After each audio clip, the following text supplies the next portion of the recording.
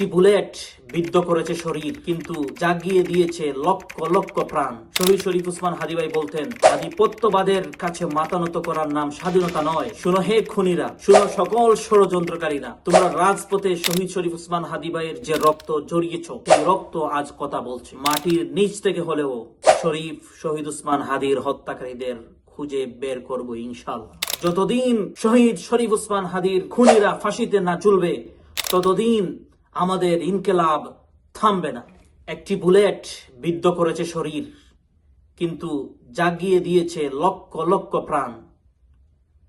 তারা ভেবেছিল শহীদ শরীফ উসমান হাদীকে হত্যা করলেই বুঝি সব শেষ, কিন্তু তারা জানে না শহীদদের কখনো মৃত্যু হয় না, শহীদদের রক্ত কখনো শুকায় না, তা বরং বিপ্লবের বারুদ হয়ে ফিরে আসে বারবার। তার কি অপরাধ ছিল? তার অপরাধ ছিল শুধু একটাই, তিনি মেরুদণ্ড সোজা করে নতুন রাজনীতি করছিলেন। তিনি বিদেশি প্রভুদের চোখ রাঙানিকে ভয় পাননি। তিনি ফ্যাসিবাদ এবং ফ্যাসিবাদের দূষর, ফ্যাসিবাদের স্টাবলিশমেন্টদের বিরুদ্ধে প্রাচীর হয়ে দাঁড়িয়েছিলেন। শুনো হে খুনিরা, শুনো সকল ষড়যন্ত্রকারীরা, তোমরা রাজপথে শহীদ শরীফ উসমান হাদী ভাইয়ের যে রক্ত জড়িয়েছ, সেই রক্ত আজ কথা বলছে। হাদীর বুক জাজরা করা প্রতিটি বুলেটের শব্দ আজ আমাদের স্লোগান হয়ে ফিরে এসেছে। তোমরা ভেবেছ বিচারহীনতার সংস্কৃতি দিয়ে পার পেয়ে যাবে, কিন্তু এই বাংলাদেশ আর আগের বাংলাদেশ নয়।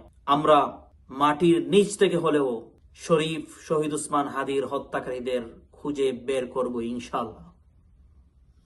আমরা কোনো তদন্ত কমিটির প্রহসন মানি না, আমরা কোনো কালক্ষেপণ মানব না।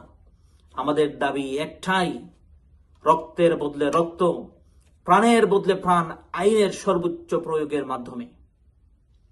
যতদিন বিচার হবে না, ততদিন এই রাজপথ শান্ত হবে না। যতদিন শহীদ শরীফ উসমান হাদীর খুনিরা ফাঁসিতে না ঝুলবে, ততদিন আমাদের ইনকিলাব থামবে না। শহীদ শরীফ উসমান হাদী ভাইয়ের রক্তের কসম, আমরা কখনো কখনো হারব না ইনশাআল্লাহ।